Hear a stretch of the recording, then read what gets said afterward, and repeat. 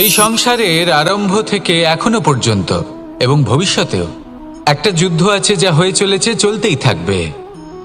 পাপ এবং পুণ্যের মধ্যে যুদ্ধ, সত্য এবং অসত্যের মধ্যে যুদ্ধ।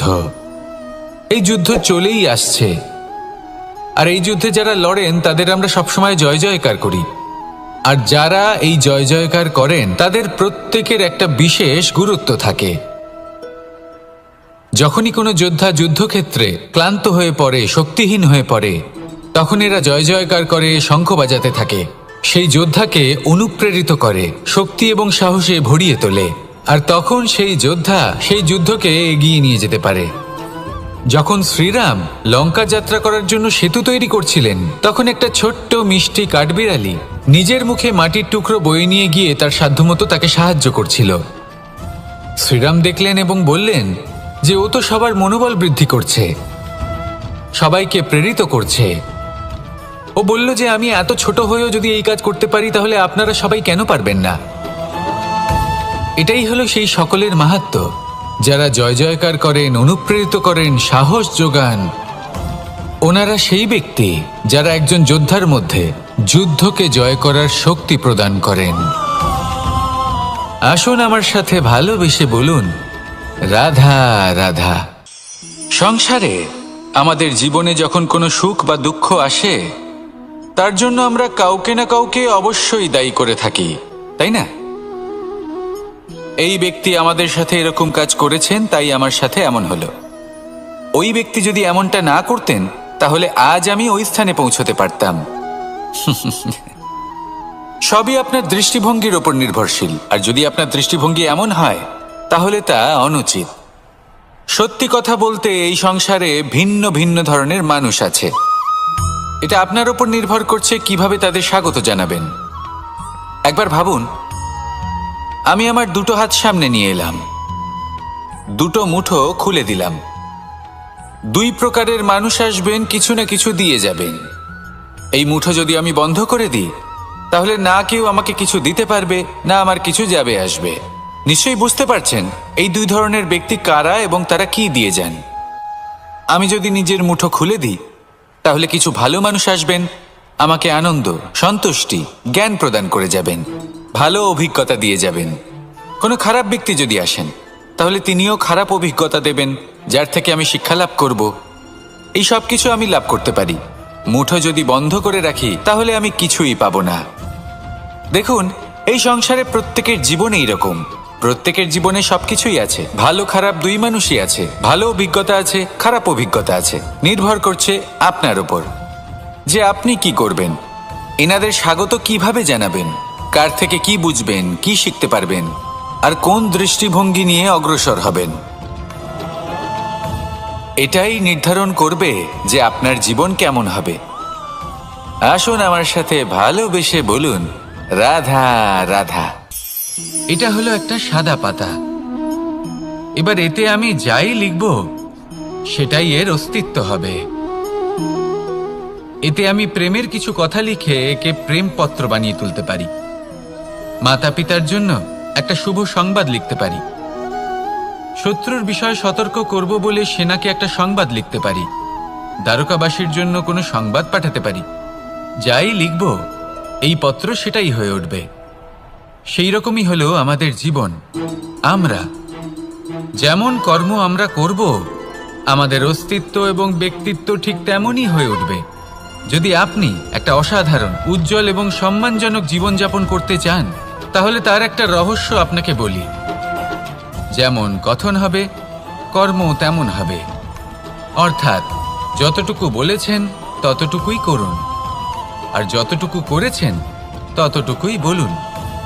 এই একটা নিয়ম যদি আপনারা পালন করেন, তাহলে এই সংসারের সমস্ত পণ্ডিত আপনাকে অবশ্যই সম্মান করবেন। তাহলে এটাই করুন আর আমার সাথে ভালোবেসে বলুন, রাধা রাধা।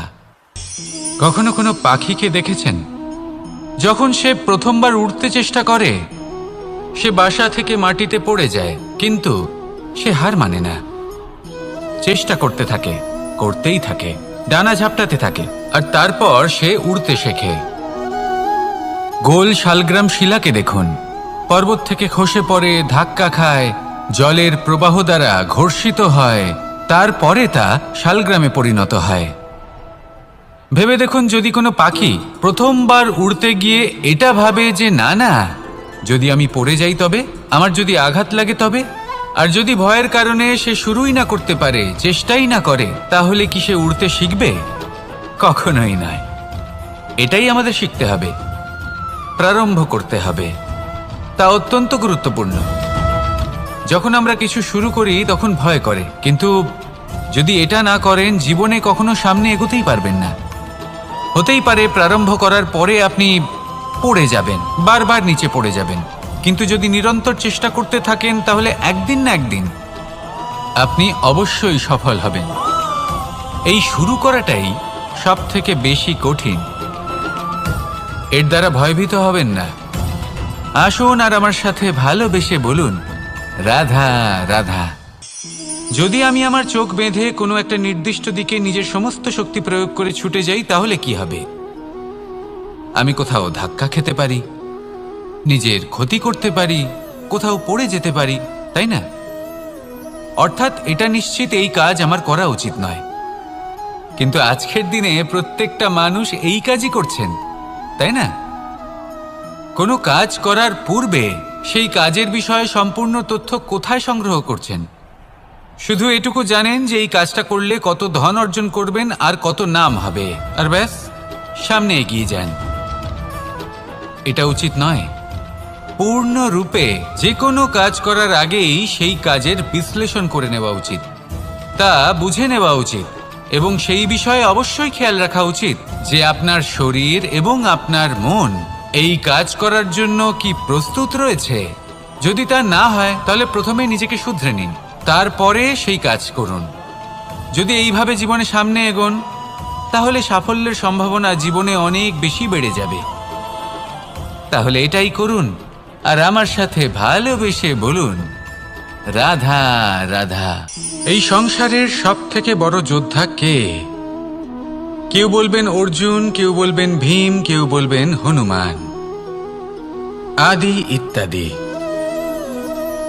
কিন্তু এই সংসারের সব থেকে বড় যোদ্ধা আপনার মনের ভেতরে আছে,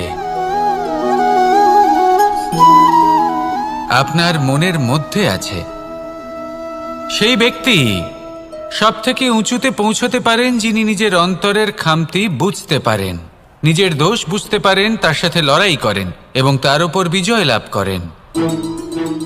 যে ব্যক্তি এটা শিখতে পারেন, যে ব্যক্তি এটার উপর জয়লাভ করতে পারেন, তিনি হলেন সব থেকে বেশি শক্তিশালী, সব থেকে বেশি বীর এবং সব থেকে বেশি পরাক্রমী ব্যক্তি। আমরা সকলে এই সংসারকে পাল্টাতে চাই। তার জন্য প্রথম পদক্ষেপ আপনাকে নিতে হবে, নিজেকে দোষমুক্ত করতে হবে।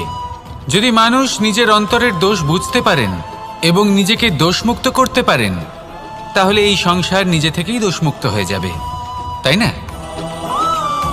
তাহলে নিজেকে দোষমুক্ত করুন আর আমার সাথে ভালোবেসে বলুন, রাধা রাধা। মানুষের জীবন সবসময় ন্যায় আর অন্যায়ের মাঝে ঘুরপাক খেতে থাকে। প্রত্যেক মানুষের মনে হয় কোথাও না কোথাও তার সাথে অন্যায় হচ্ছে। কেউ বলেন যে ভাগ্য আমার সাথে অন্যায় করেছে, কেউ আবার বলেন এই সংসার আমার সাথে অন্যায় করেছে। আর প্রত্যেকেই ন্যায় বিচার চাইতে বৈঠক দাবি করে বসেন। কখনো এই বিচার গৃহে যান, আবার কখনো ওই বিচার গৃহে। যদি সত্যি কথা বলি, এই সংসারের সব থেকে বড় বিচার গৃহ আপনার কাছেই রয়েছে, আপনার মন। আপনার মনই হলো সব থেকে বড় বিচার গৃহ। এ খুব ভালো করেই জানে কি শুদ্ধ আবার কি অশুদ্ধ, এর শুভ অশুভর জ্ঞান রয়েছে, এ সব জানে। দেখতে গেলে প্রত্যেকটা মানুষ যদি নিজের মনের কথা শোনেন, তাহলে তিনি ভালোভাবেই বুঝতে পারবেন তিনি কি উচিত করেছেন আর কি অনুচিত। দিনে একবার রাত্রের নিদ্রায় যাওয়ার পূর্বে নিজের সাথে বসুন, চোখ বন্ধ করুন আর বিচার করুন আজ আপনি কি উচিত করেছেন আর কি অনুচিত। আপনার মন সঠিক বিচার তখনই করে দেবে। আসুন আমার সাথে ভালোবেসে বলুন, রাধা রাধা। আপনি কখনো কোনো পাথরের বুক চিরে বয়ে চলা কোনো নদী দেখেছেন? পাথর নদীর সামনে নত হয়ে যায়, তাকে বাধা দিতে চেষ্টা করে কিন্তু কখনো বাধা দিতে পারে না। এই নদী হলো ততটাই শক্তিশালী, কিন্তু এর আরম্ভ কোথা থেকে হয়? দূরে কোথাও কোনো পর্বতের চূড়াতে এক বিন্দু জল ঝরে পড়ে আর তার সাথে হিম গলিয়ে দেয়। তারপর জলের শক্তি বৃদ্ধি পায়, তারপর অনেক বিপদের সম্মুখীন হয় আর অনেক ধরনের বাধা সে অতিক্রম করে। তার শক্তির এতটাই বৃদ্ধি হয় যে তাকে বাধা দেওয়া একেবারেই অসম্ভব ব্যাপার হয়ে যায়। দেখুন, নদী তো মহান বটেই, কিন্তু তাকে মহান করে তুলেছে কে? সেই সকল বিপদ যার থেকে ও কখনো পালায়নি। সেইভাবেই আমাদেরও বিপদ থেকে পালিয়ে গেলে হবে না, তার সম্মুখীন হতে হবে সাহসের সাথে, পূর্ণ শক্তি প্রয়োগ করে। তবেই আমরা শিখতে পারবো, তবেই আমরা সামনে এগোতে পারবো।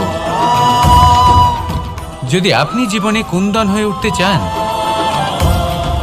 তাহলে জ্বলন সহ্য করতেই হবে। আসুন আমার সাথে ভালোবেসে বলুন, রাধা রাধা। এ হলো গোলাপ ফুল। একে আমরা সকলেই চিনি। সমগ্র সংসার ভালোবাসে এই পুষ্পকে। এই ফুল দেখতেও সুন্দর। সবথেকে বেশি গুরুত্বপূর্ণ কথা হলো এর সুগন্ধ, যা দূর দূরান্ত থেকে ব্যক্তিদেরকে আকৃষ্ট করে। এই সুন্দর পুষ্প একটু মন দিয়ে দেখলেই দেখা যায় এর নিচে কাঁটা রয়েছে। এই সংসার বলে, এ প্রকৃতির কেমন রচনা, এত কোমল পুষ্প, এটা কি তীক্ষ্ণ কাঁটা সহ প্রস্ফুটিত হয়? এটাই হলো জীবনের সত্য। আমাদের অন্তরের সদ্গুণ, সেগুলিও এই ফুলের মতোই সুন্দর।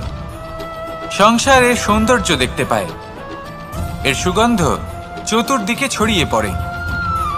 কিন্তু এই সদ্গুণ জাগ্রত করে তোলার জন্য কঠোর পরিশ্রম করতে হয়, প্রতিনিয়ত চেষ্টা করে যেতে হয়। তাই জন্য যদি আপনি জানেন আপনার পথ উচিত কিন্তু তা কাঁটায় পরিপূর্ণ, তাহলে থামবেন না, চলতে থাকুন। একবার যদি অন্তরের সদ্গুণ জাগ্রত হয়, তাহলে এই সংসার এর সৌন্দর্য দেখবে আর সুগন্ধে আকর্ষিত হয়ে আপনার কাছে আসবে। এই মন, এই জীবন প্রসন্ন হয়ে বলবে, রাধা রাধা। মোহনের বাঁশির এই সুর, এই সঙ্গীত কার না পছন্দ হয়? সবারই খুব ভালো লাগে। এবার এই সুর আসে কোথা থেকে? কেউ বলবেন কৃষ্ণের হৃদয় থেকে। সত্য কথা, এই সুর হৃদয় থেকে নির্গত হয় এবং প্রকট হয় এই বাঁশি থেকে। এই বাঁশিটাকে দেখুন, এই ছিদ্রগুলি দেখুন, প্রত্যেকটা সুর থেকে নিজস্ব একটা স্বর নির্গত হয়। এবার যে ব্যক্তি এই সমস্ত সুর এবং স্বর বুঝতে পারেন, এতে নিপুণ, তিনি এই বাঁশির দ্বারা যে সুর নির্গত করবেন তা তো মধুর অবশ্যই হবে। এবার জীবনের সাথেও কিছুটা এরকমই ঘটে। জীবনের কিছু নীতি থাকে, অর্থ, কুটুম্ব এবং আধ্যাত্মিক। যদি জীবনের প্রত্যেকটা মুহূর্ত সুখময় হয় এরকম আপনি চান, তাহলে এই তিনটি নীতিতে আপনাকে নিপুণ হতে হবে। কোনো একটি বিশেষ নীতির প্রতি যদি আপনি বেশি ঝুঁকে পড়েন, তাহলে বাকি দুই নীতি থেকে যা সুখ লাভ করা সম্ভব তা পারবেন না। ধন অর্জন করতে হবে পরিবারের জন্য, পরিবারের সুখ মনের শান্তির জন্য, মনে শান্তির প্রয়োজন মনের শুদ্ধতার জন্য। যখন এই মন শুদ্ধ হবে, জীবন শুদ্ধ হবে, পবিত্র হবে, সুন্দর হবে এবং ভালোবেসে বলবে, রাধা রাধা। জল, এ হলো জীবনের আধার, পঞ্চতত্ত্বের মধ্যে একটি, আর অত্যন্ত বিশেষ। এর থেকে অনেক বড় শিক্ষা পাওয়া যায়। এই জল, গন্তব্যের বিষয়ে এর স্পষ্ট ধারণা আছে। ও জানে ওর লক্ষ্য কি, আর প্রয়াস করে ততদূর সে পৌঁছেও যায়। এটি পর্বত থেকে বয়ে নিচে নেমে আসে। নদীর সাথে সমাহিত হয়ে তার সাথে বয়ে চলে, চিরসবুজ বনানী গড়ে তোলে, প্রাণীদের তৃষ্ণা নিবারণ করে, সামনে এগিয়ে চলে, মানুষের সাথে মিলিত হয়। যারা একে বাঁধের মধ্যে বেঁধে রাখতে চেষ্টা করে সে বন্দি দশাতেও থেকে যায়, মানুষের কল্যাণ করে। তারপর বাঁধ থেকে মুক্তি পেয়ে এগিয়ে চলে, কোথাও ধাক্কা খায়, কোথাও বাধা পড়ে, কোথাও যদি পথ খুঁজে না পায় তাহলে পথ খুঁজেই নেয়, আর যেখানে পথ থাকে না সেখানে পথ বানিয়ে নেয়, আর শেষ পর্যন্ত নিজের লক্ষ্যে পৌঁছেই যায়, অর্থাৎ সমুদ্রে গিয়ে সমাহিত হয়ে যায়। আমাদেরও কিছুটা এরকমই হয়ে উঠতে হবে। যেখানেই যাবেন সকলের কল্যাণ করুন, সামনে এগোন। আপনি কোথাও পড়ে গেলে, ধাক্কা খেলে আঘাত লাগবেই, উত্থান পতন লেগেই থাকে। সামনে এগোতে থাকুন। কোথাও পথ না পেলে তা খুঁজে নিন, কোথাও পথ না থাকলে তা বানিয়ে নিন। নিজের গন্তব্যের কথা সবসময় মনে রাখুন। শেষ পর্যন্ত নিজের মোক্ষ লাভ আপনি অবশ্যই করবেন। আর আমার সাথে ভালোবেসে বলুন, রাধা রাধা। জীবনের প্রত্যেক মুহূর্ত আমাদের কিছু না কিছু শিক্ষা দেয়, নির্ভর করছে আমাদের দৃষ্টিভঙ্গির উপর। যেমন নদী হলো আমার অত্যন্ত প্রিয়, নদীতে ভ্রমণ করতে আমার খুব ভালো লাগে। কি বলেন? নদীতে সবসময় নতুন কিছু থাকে, ও পুরনো কিছুই নিয়ে বসে থাকে না, সবসময় প্রবাহমান, কখনো থামে না। ততক্ষণ থামে না যতক্ষণ না সাগরে গিয়ে সমাহিত হচ্ছে। ঠিক এইভাবেই আমাদেরও উচিত নিজের জীবন অতিবাহিত করা, নদীর মতো। প্রত্যেক মুহূর্ত নতুন, তাই সেইভাবেই জীবন যাপন করুন। পুরনো কিছুই একত্রিত করে রাখবেন না, বিগত স্মৃতির মাঝে নিজেকে হারিয়ে ফেলবেন না। এই যে বর্তমান, এই যে মুহূর্ত, সেটাই হলো সর্বশ্রেষ্ঠ। এর মাঝেই জীবন যাপন করুন, নদীর মতো প্রবাহমান হতে শিখুন। আপনি শিখে গেলে তাহলে মনে রাখবেন, আমার আপনার মাঝে বিচরণ করতে বড়ই ভালো লাগবে। যে ব্যক্তি আনন্দের সাথে জীবনের প্রত্যেকটা মুহূর্ত অতিবাহিত করে কোনো চিন্তা ছাড়াই, প্রবাহমান হয়, কখনোই থামে না, যতক্ষণ না মুক্তি লাভ করছেন, এমন ব্যক্তির মধ্যেই রাধাকৃষ্ণ বসবাস করেন। আর আমার সাথে মধুর স্বরে বলুন, রাধা রাধা। শব্দ, শব্দ আসলে কি? শুধুই কয়েকটি অক্ষরের সমষ্টি, নাকি আমাদের বাণী? এই শব্দ এমন এক শক্তি যা কাউকেই নিজের বশবর্তী করে ফেলতে পারে। শব্দ এমন এক অস্ত্র যা কাউকে ক্ষত বিক্ষত করে দিতে পারে। এই শব্দ হলো একটি নাদ স্বরূপ, যা কোনো ঘুমন্ত ব্যক্তিকেও জাগিয়ে তুলতে পারে এবং নিজের লক্ষ্যের দিকে অগ্রসর করতে পারে। শব্দে এত শক্তি আছে যে কারোর মনে এতটা আঘাত দিতে পারে যে সে হয়তো জীবনে আর কখনো এগোতেই পারল না। তাহলে এই শব্দের প্রয়োগ খুব ভেবে চিন্তে করবেন। এবং এই শব্দের মতোই হলো নীরবতা। অনেক সময় এই নীরবতা আমাদের সহায়ক হয়ে ওঠে, অনেক সময় এটা আমাদের অনুশোচনাকে অনেক বেশি বাড়িয়ে তুলতে পারে। ভীষ্ম পিতামহ, অঙ্গরাজ কর্ণ, যখন দ্রৌপদীর বস্ত্রহরণ হচ্ছিল তখন এনারা নীরব ছিলেন। দুর্যোধনের বিরোধিতা করেননি, ওকে বাধা দেননি। আর তারপর কি হলো সেটা আপনারা সকলে জানেন। দেখতে গেলে নীরবতা চুপ করে থাকা, কিন্তু যদি কোনো দুষ্টের সামনে চুপ করে থাকেন, যদি তার বিরোধিতা না করতে পারেন, তাহলে এই নীরবতাই অনেক বড় পাপের আকার ধারণ করে। মনে রাখবেন, আর আমার সাথে ভালোবেসে বলবেন, রাধা রাধা। আভূষণ, কার না ভালো লাগে এই আভূষণ? আমরা পরিশ্রম করি, ধন অর্জন করি, আর আভূষণ কিনে থাকি, কখনো নিজের জন্য, কখনো বা তাদের জন্য যাকে আমরা ভালোবাসি, বা তাদের জন্য যাকে আমরা সম্মান করি। হয়তো সেই জন্যই সীতা চূড়ামণি ধারণ করেছিলেন এবং আমি সামন্তকমণি। কিন্তু এটাই কি সেই প্রকৃত আভূষণ যা আপনার মূল্য বৃদ্ধি করে? না। শ্রীরামের আভূষণ হলো ওনার নম্র ভদ্র ব্যবহার। মাতা সীতার আভূষণ হলো ওনার সততা, ওনার নিষ্ঠা, ওনার ত্যাগ। অর্জুনের আভূষণ ছিল ওনার একাগ্রতা। রাধার আভূষণ ওনার প্রেম। এই আভূষণ কোথাও নেই, আপনার মনে আছে। যদি আপনার মনে মিষ্টতা থাকে, তা শান্ত হয়, তাতে সততা থাকে, নিষ্ঠা থাকে এবং প্রেম থাকে, তাহলে আপনার অন্য আর কোনো আভূষণের কোনো প্রয়োজন নেই। আপনি যতই ভিড়ের মাঝে থাকুন, আপনার ঔজ্জ্বল্য চোখে পড়বে।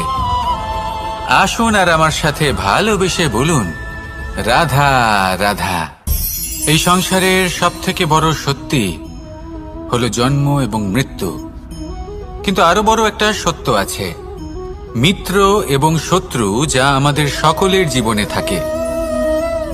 মিত্র সে যে আমাদের সঙ্গ দেয় এবং সংসারের সবথেকে উঁচু শিখরে আমাদের নিয়ে যায়, এবং শত্রু সে যে যে কোনো মুহূর্তে যে কোনো শিখর থেকে আমাদের নিচে ফেলে দিতে পারে। এবার বিচিত্র ব্যাপার হলো এটাই যে আমরা নিজেরাই এদের সাথে নিয়ে চলি, নিজেরাই এদের পালন করি। তা কি করে? প্রথমে বুঝুন এই মিত্র এবং শত্রু কারা। আপনার নিজের মন, আর কেউ নয়। এই মনই হলো মিত্র যখন তাতে ভারসাম্য বজায় থাকে, তা নিয়ন্ত্রিত থাকে, তা পবিত্র হয়। কিন্তু যদি এই মন অনিয়ন্ত্রিত হয়ে পড়ে, যদি আপনাকে সে নিয়ন্ত্রণ করতে শুরু করে, তখন সেই আপনার সবথেকে বড় শত্রু হয়। সেই জন্য এই মনের ওপর নিয়ন্ত্রণ রাখতে শিখুন, এতে ভারসাম্য বজায় রাখতে শিখুন। তাহলে আপনি এমন এক বন্ধুকে পাবেন যে আপনাকে এই সংসারের শিখরে পৌঁছে দেবে। আসুন আমার সাথে ভালোবেসে বলুন, রাধা রাধা। ঈশ্বর আসলে কে? সংসারের বেশিরভাগ মানুষের কাছে ঈশ্বর হলেন এই সংসারের রচয়িতা, পালনকর্তা। কারোর কাছে উনি জ্ঞাতা, কারোর কাছে উনি হলেন আস্থার প্রতীক, আবার কারোর জন্য শুধুমাত্র অন্ধ বিশ্বাস। কিন্তু এই ঈশ্বর কি কোনো শরীর, নাকি একটা বোধ, নাকি শুধুই শ্রদ্ধা? ঈশ্বর হলেন তিনি যিনি হলেন আপনার ইষ্ট।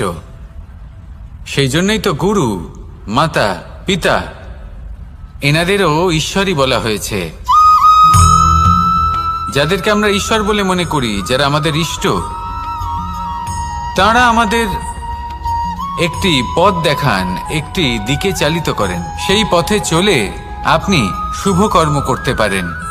আর যখন কোনো ব্যক্তি তার ঈশ্বরের আদেশ পালন করেন, তখন সে নিজে থেকেই শুভ পথে অগ্রসর হয়ে যান। বেশ কয়েকজন মানুষ ঈশ্বরের ওপর আস্থা রাখেন এবং ভাবেন যে অনুচিত কোনো কাজ করা উচিত নয়, ঈশ্বর দেখছেন। ওনারা ভয় পান যে কোনো অনুচিত কর্ম করলে কে জানে তার পরিণাম কি হবে। এমন অনেক ব্যক্তি রয়েছেন যারা ঈশ্বরকে বিশ্বাস করেন এবং জানেন যে ঈশ্বর তাদেরকে দেখছেন, তাই যে যে শুভ কর্ম ওনারা করেছেন তার ফল তারা অবশ্যই পাবেন। এবার আপনি ভয় পেয়ে ঈশ্বরকে বিশ্বাস করবেন, নাকি বিশ্বাসের দ্বারা ঈশ্বরকে বিশ্বাস করবেন, সেই সিদ্ধান্ত আপনারই। কিন্তু হ্যাঁ, যদি আপনার মনে ঈশ্বরের জন্য কোনো স্থান থাকে, যদি আপনার কোনো ইষ্ট থাকেন, যদি আপনি কাউকে ঈশ্বর মনে করেন, যার প্রত্যেক আদেশ আপনি পালন করে থাকেন, তাহলে বলি, ঈশ্বর কখনো আপনাকে অনুচিত পথে চালিত করবেন না। আসুন আমার সাথে ভালোবেসে বলুন, রাধা রাধা। এই সংসারে ভিন্ন ভিন্ন ধরনের গাছ আছে, অসংখ্য ধরনের প্রজাতি আছে। কিছু গাছ পাতা দিয়ে থাকে, কিছু ফুল, কিছু ফল। কেউ ছায়া প্রদান করে, কেউ শীতলতা প্রদান করে, কেউ নিজেকে খুব কষ্ট দিয়ে এই সংসারের বিকাশে সহায়ক হয়ে ওঠে। কিন্তু এই সবার মধ্যে একটা বিষয় কিন্তু সমান, এরা প্রত্যেকেই পাতা ছাড়া, ফুল ছাড়া, ফল ছাড়া জীবিত থাকতেই পারে, কিন্তু কোনো বৃক্ষই শিকড় ছাড়া বেঁচে থাকতেই পারে না। এটাই হলো রাধার।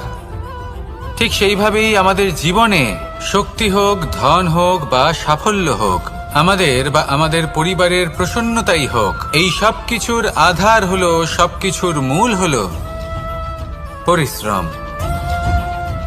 তাই জীবনে চিরকাল পরিশ্রম করতে থাকুন। যদি আপনি জীবনে মহান হবার পথে অগ্রসর হতে চান, তাহলে পরিশ্রম করুন। এই পরিশ্রম দ্বারাই নিজের পরিবারকে প্রসন্ন করুন, নিজের বন্ধুদের প্রসন্ন করুন, এই সমাজকে গর্বিত করুন। আসুন আমার সাথে ভালোবেসে বলুন, রাধা রাধা। কখনো কোনো বাগানের কোনো বৃক্ষকে দেখেছেন যেখানে সুগন্ধি ফুল থাকে, রসালো ফল থাকে? তখন মন প্রফুল্ল হয়ে ওঠে, মন থেকে সেই বৃক্ষের প্রতি ভালোবাসা জন্মায়। কিন্তু যিনি বাগানের মালিক, শুধুমাত্র তিনিই জানেন যে কিভাবে এই বৃক্ষকে আগলে রাখতে হয়, কিভাবে তার পরিচর্যা করলে এতে সুন্দর সুগন্ধি ফুল হবে, রসালো ফল হবে। কখনো কখনো প্রয়োজনের থেকে বেশি রোদ পেলে এই বৃক্ষগুলি শুকিয়ে যায়, প্রয়োজনের থেকে কম রোদ পেলেও এই বৃক্ষ কিন্তু শুকিয়ে যায়। প্রয়োজনের থেকে কম জল যদি পায়, এই বৃক্ষ শুকিয়ে যেতে পারে।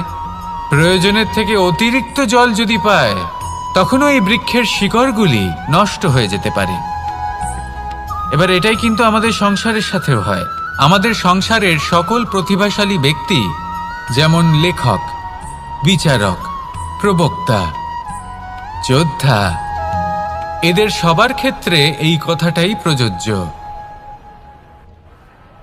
যদি বেশি প্রশংসা করা হয়, তাহলেও এরা হারিয়ে যাবেন।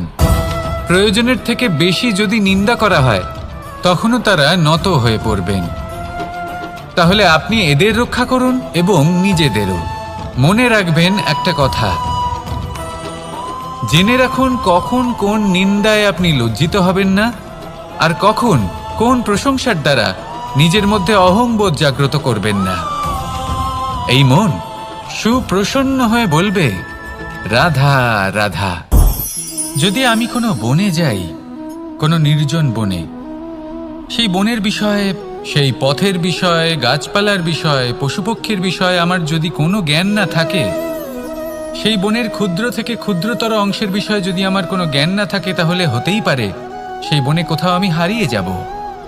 হয়তো এমনভাবে হারিয়ে যাব, কোনোদিনও বাইরেই বেরোতে পারবো না। তাই সেই বনের বিষয়ে জ্ঞান লাভ করা আবশ্যক। এটাই হলো শিক্ষা। জীবনে বেশিরভাগ মানুষই কেন অসফল হন? ওনারা একটা লক্ষ্য স্থির করেন, কিন্তু সেই পথের বিষয়ে তারা পর্যাপ্ত জ্ঞান অর্জন করেন না। সেই পথে কি বিপদ আসতে পারে প্রত্যেকটা পৃষ্ঠার জ্ঞান তাদের নেই, আর সেই জন্যই তারা অসফল হন। আপনি জীবনে যখনই কোনো লক্ষ্য স্থির করবেন, কোনো লক্ষ্য সাধন করবেন, পরিকল্পনার সাথে সেই পথে অগ্রসর হন। সেই পথকে বোঝার চেষ্টা করুন, সেই পথের বিপদ সম্পর্কে জ্ঞান লাভ করুন, সব কিছু জানার চেষ্টা করুন, অজানা তথ্য আহরণ করুন, আর তারপর সেই লক্ষ্যের প্রতি নিজেকে সমর্পিত করুন। তবেই আপনি সাফল্য লাভ করবেন। আর এই মন প্রসন্ন হয়ে বলবে, রাধা রাধা। আপনি নিশ্চয়ই কখনো অনুভব করেছেন, যদি কোনো নির্মল ব্যক্তির কাছে গিয়ে বসেন, তাহলে মনে নির্মল অনুভূতি হয়, এই মন শান্ত হয়ে যায়। সেইখানেই কোনো দুশ্চরিত্র মানুষের কাছে গিয়ে বসলে এই মন বিচলিত হয়ে যায়। কারণটা কি? কারণ যে ব্যক্তি নির্মল মনের, তিনি সবার মধ্যে নির্মলতা ছড়িয়ে দেন। আমাদের অন্তরে যা থাকে, আমরা সেটাই সবার মধ্যে বিতরণ করি। যদি আপনি এই সংসারে শুভ বোধ ছড়িয়ে দিতে চান, তাহলে প্রথমে শুভ গ্রহণ করুন, তা অর্জন করুন। এই সংসারে জ্ঞানের শক্তি লাভ করুন, আর সেই জ্ঞানের শক্তি সংসারে বিতরণ করুন। শান্তি এবং সন্তোষ প্রদান করুন। কারণ যেমন বীজ এই সংসারে বপন করবেন, তেমনই ফল আপনি লাভ করবেন। যেমন দেবেন, তেমন ফিরেও পাবেন। এই সংসারে জ্ঞান প্রদান করুন, শান্তি প্রদান করুন, সন্তুষ্টি প্রদান করুন। এই সংসারে ভালোবাসা বিতরণ করুন, আর এই প্রেম ভাব নিয়েই বলুন, রাধা রাধা। এই সংসারে দুই ধরনের মানুষ দেখা যায়, এক সরল, দুই জটিল। এবার এই যে সরল ব্যক্তি থাকে, তাদের এই সমাজ দুর্বল মনে করে। এমনিতে দেখতে গেলে জলও সরল, বায়ুও সরল। ওনারা যেদিকে চাইবেন প্রবাহিত হতে পারেন, এনাদের যে আকার দেবেন সেটাই ধারণ করবেন। কিন্তু এরা বাস্তব রূপ ধারণ করলে তখন কি হয়? এই জল এমন এক ধারায় পরিণত হয় যে অনেক বড় বড় পাথরকে খণ্ডিত করে দিতে পারে। এই বায়ু এমন এক চক্রবাতে পরিণত হয় যা সংসারে বিনাশ ডেকে আনে। তাই যে ব্যক্তি সরল তার সরলতাকে সম্মান করুন, তাকে সম্মান করুন, তাকে ভালোবাসা দিন। আর আমার সাথে ভালোবেসে বলুন, রাধা রাধা। খেলা খেলতে কে না ভালোবাসেন? আমরা প্রত্যেকেই যখন সময় পাই, সুযোগ পাই, তখনই আমরা কোনো খেলা খেলি। খেলার সময় দুই ধরনের মানুষ ওখানে থাকেন। এক, যারা অংশগ্রহণ করেন, আর দুই, যারা দেখতে থাকেন, যারা দর্শক হয়ে দেখেন, যারা নিজের পক্ষের বিজয়ের ফলে উচ্ছ্বসিত হয়ে থাকেন, পরাজয়ের ফলে শোক পালন করেন, পরামর্শ দিয়ে থাকেন। আর বিজয়ী কে হন? বিজয়ী তিনি হন যিনি অংশগ্রহণ করেন। নির্বাচনে আপনাকে করতে হবে আপনি কি করতে চান। আপনি কি খেলোয়াড় হতে চান, নাকি আপনি দর্শক হতে চান? যদি আপনি বিজয়ের আনন্দ লাভ করতে চান, সেই রোমাঞ্চ অনুভব করতে চান, তাহলে খেলতে হবে। ময়দানে আপনাকে নামতেই হবে। পরাজয়ের সম্ভাবনার ভয়ের সাথে আপনাকে লড়াই করতেই হবে। বিপক্ষের আহ্বানকে স্বীকার করতেই হবে, খেলোয়াড় হয়ে উঠতে হবে। তবেই এই বিজয়ের সম্ভাবনা থাকবে। আসলে কি, দর্শক হয়ে পরামর্শ দেওয়া অত্যন্ত সহজ। ময়দানে নেমে অংশগ্রহণ করা অত্যন্ত কঠিন। আর এখানে যেটা সহজ, তা আপনাকে বিজয়ের পথে কখনোই নিয়ে যাবে না। আসুন আমার সাথে ভালোবেসে বলুন, রাধা রাধা। এই সংসারে মানুষ জন্মগ্রহণ করেন, বড় হতে থাকেন, পুরুষার্থ লাভ করেন, অর্জন করেন। অর্জন করা আসলে কি? বেশিরভাগ মানুষ বলেন অর্জন করা অর্থাৎ ধন সম্পত্তি অর্জন করা। আর কি অর্জন করা যায়? আর কি লাভ করা যায়? আসল প্রশ্ন হলো এটাই যে কি এমন আছে যা বাস্তব রূপে অর্জন করার যোগ্য। তা হলো ব্যবহার, জ্ঞান এবং সন্তোষ। কেন? কারণ আপনি যখন এই সংসার ছেড়ে চলে যাবেন, তখন আপনার ধন সম্পত্তি আপনাকে বিদায় জানাতে আসবে না। আপনাকে বিদায় জানাতে আসবে আপনার আপনজন, যাদের সাথে আপনার সুসম্পর্ক ছিল। সমগ্র সংসারে সহস্র মানুষ ধন অর্জন করে থাকেন। শ্রেষ্ঠ মানুষ হলেন তিনি যিনি ব্যবহার, জ্ঞান এবং সন্তোষ অর্জন করে থাকেন, একে সকলের মধ্যে বিতরণ করেন। তাই এটাই করুন আর আমার সাথে ভালোবেসে বলুন, রাধা রাধা। আমাদের জীবনে গুরুজনেরা, জ্ঞানী মানুষজন সবসময় একটা কথা বলেন, ধৈর্য ধরো। শুধুমাত্র দুটো শব্দ, কিন্তু কতটা বিশাল সেটা বোঝার চেষ্টা করুন। ছোট একটা অস্ত্র হাতে নিন এবং একটা বিশাল পর্বতে নিরন্তর প্রহার করতে থাকুন। ধৈর্য ধরে সেই কাজ করতে থাকুন। এমন একদিন আসবে, এই বিশাল পর্বতে আপনি একটা পথ তৈরি করবেন। কোনো ধনুর্ধর যখন নিজের বিদ্যা অর্জন করেন, তখন তাকেও ধৈর্য ধরতে হয়, তার নিজেকে সময় দিতে হয়, তবেই সে ধনুর্বিদ্যা শিখতে পারে। সেইভাবে আমাদের জীবনেও ধৈর্য ধরার খুব প্রয়োজন। পরিবারে ধৈর্য রাখতে পারলে তাহলে আস্তে আস্তে দেখবেন প্রেম বৃদ্ধি পাচ্ছে। সমাজে যদি ধৈর্য রাখতে পারেন, তাহলে আস্তে আস্তে এই সমাজ আপনাকে সম্মান করবে। যদি নিজের জীবনে ধৈর্য রাখতে পারেন, তাহলে নিজে থেকেই আত্মবিশ্বাস বাড়বে, নিজের বিকাশ হবে। জীবনে সবই সম্ভব যদি ধৈর্য রাখতে পারেন। হয়তো আস্তে আস্তে হবে, কিন্তু হবে অবশ্যই। শুধু ধৈর্য রাখুন, কারণ ধৈর্যই সব থেকে বড় পুঁজি। আসুন আর আমার সাথে ভালোবেসে বলুন, রাধা রাধা। আমাদের জীবনে যখনই আমরা কোনো বড় দায়িত্বের সম্মুখীন হই, তখন আমরা তার থেকে দূরে পালাই। আর এই অজুহাত দিই যে না না, এত বেশি ভার বহন করার যোগ্যতা আমার নেই, আমি করতেই পারবো না। দেখুন, এই সংসারে ভিন্ন ভিন্ন ধরনের গাছ আছে, ছোট গাছ, বড় গাছ, কিন্তু বটগাছের মতো বড় এবং নিবিড় গাছ আর একটাও নেই। সে নিঃস্বার্থভাবে এই সংসারকে সেবা করে যায়, ছায়া প্রদান করে, শীতলতা প্রদান করে। আর যখন এমন সময় আসে যখন তার ওপর বোঝা অত্যন্ত বেড়ে যায়, সে কিন্তু কোনোভাবেই ভেঙে পড়ে না।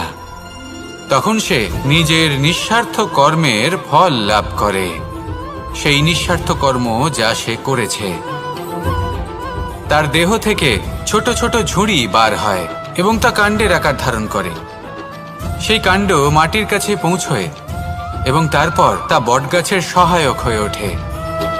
সে ভেঙে পড়ে যায় না।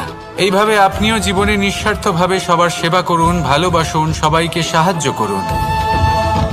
যেদিন আপনার ওপর বোঝা অত্যন্ত বেড়ে যাবে, সেদিন এই সব মানুষ আপনাকে সাহায্য করার জন্য আসবেন, আপনার শক্তি হয়ে উঠবেন। আর আপনি বটগাছের মতোই মহান এবং বিশাল হয়ে উঠবেন। আসুন আর আমার সাথে ভালোবেসে বলুন, রাধা রাধা। একটা শব্দ আছে, পরিস্থিতি। অনেক মানুষের মুখে আমরা এই শব্দ শুনি। জীবনে যখন অসফল হই, দুঃখ আসে, সংকট আসে, কোনো বিপদ ঘনিয়ে আসে, তখন সমস্ত দোষ আমরা পরিস্থিতির ওপর চাপিয়ে দিই। আর দেখতে গেলে কোথাও না কোথাও ঠিকই করি। এই পরিস্থিতি প্রত্যেক দিনের মতো পাল্টাতে থাকে, কিন্তু এই দিন, এই রাত, এমন কেউ আছেন যিনি এর ওপরেও নিয়ন্ত্রণ সাধন করেন, আর তিনি হলেন সূর্য। ঠিক সেই রকমই আমাদের জীবনেও সূর্য হলো এই মন। যদি এই মনের ওপর আমরা নিয়ন্ত্রণ করতে পারি, তাহলে আমরা জীবনকেও নিয়ন্ত্রণ করতে পারব। প্রথমে এই মনের রাজা হয়ে উঠতে হবে। তাই মনে রাখবেন, যদি মন দুর্বল হয়, তাহলে পরিস্থিতি আমাদের সমস্যা বলে মনে হবে। এই মন যদি স্থির হয়, পরিস্থিতি প্রতিস্পর্ধা বলে মনে হবে। আর এই মন যদি শক্তিশালী হয়ে ওঠে, তাহলে যে কোনো পরিস্থিতি আপনার কাছে একটা সুযোগ মাত্র। এমন এক সুযোগ যাতে অগ্রসর হয়ে আপনি মহান হয়ে উঠতে পারেন। এই মনের শক্তির বৃদ্ধি ঘটান, মহান হয়ে উঠুন, আর আমার সাথে ভালোবেসে বলুন, রাধা রাধা। খুব সুন্দর একটা কাহিনী আছে। একবার এক ব্যক্তি নিজের অসফলতার জন্য ত্রস্ত হয়ে সময় দেবতার তপস্যা করতে বসলেন। উনি তপস্যা করলেন এবং সময় দেবতা প্রসন্ন হলেন। মানুষের রূপ ধারণ করে ওনার সামনে প্রকট হলেন। এবার সেই ব্যক্তি ওনাকে জিজ্ঞেস করলেন যে কি এমন আছে যার জন্য আপনি বারবার জয়ী হন আর আমি চিরকাল পরাজিত হয়ে থাকি? কেন এত পরিশ্রম করা সত্ত্বেও আমি সাফল্য লাভ করতে পারি না? তখন সময় দেবতা উত্তর দিলেন যে দিন হোক বা রাত, ঝড় হোক বা ভূমিকম্প, রোদ হোক বা বৃষ্টি হোক, সময়ের সূত্রপাত হোক বা প্রলয়, আমি থামি না, আমি চলতেই থাকি। আর সেই জন্য যিনি থেমে যান তিনি পরাজিত হন আর আমি জয়ী হই। এটাই আমাদের শিখতে হবে। জীবনে সবসময় চলতে থাকুন, কখনো থামবেন না। হ্যাঁ, কিছুক্ষণের জন্য বিরতি নিতে পারেন, বিশ্রাম করার জন্য, নিজেকে আরো সশক্ত করে তোলার জন্য, কিন্তু থেমে যাবেন না। নিরন্তর কর্ম করতে থাকুন, পরিশ্রম করতে থাকুন, তবেই এই সংসার আপনাকে মনে রাখবে। আসুন আমার সাথে ভালোবেসে বলুন, রাধা রাধা। মানুষ তার জীবনে দুই ধরনের পরিস্থিতিকে খুব ভয় পায়। এক, কোনো কারণবশত কারোর সামনে নত হওয়া। দুই, কোনো কারণে নিজের চরিত্র থেকে, নিজের মূল্যবোধ থেকে বিচ্যুত হওয়া। এবার কেন হয় এরকম যে কথায় কথায় কারোর সামনে নত হতে হয়? কেন বারংবার নিজের চরিত্র থেকে চ্যুত হতে হয়? এরকম কেন হয়? এটা তখনই হয় যখন আমাদের শিক্ষা এবং মূল্যবোধের অভাব থাকে। যদি মানুষের মধ্যে প্রকৃত শিক্ষা থাকে, তাহলে এই সংসারে কোনো সময় এবং কারোর সামনেই নত হওয়ার কোনো প্রয়োজন নেই। যদি মানুষের মধ্যে মূল্যবোধ থাকে, তাহলে তাকে নিজের মূল্যবোধ বা চরিত্র থেকে বিচ্যুত হতে হয় না, তা সে যাই হয়ে যাক না কেন। কোনো বালককে যদি জন্ম থেকেই সুশিক্ষার অধিকারী করা হয়, শিক্ষিত করা হয়, মূল্যবোধের অধিকারী করা হয়, তবে সে এই সংসারে এমন কর্ম করবে যাতে সে নিজেকে, নিজের পরিবারকে, সমগ্র সমাজকে গর্বিত করতে পারে। শিক্ষা লাভ করুন, মূল্যবোধ লাভ করুন এবং আমার সাথে ভালোবেসে বলুন, রাধা রাধা।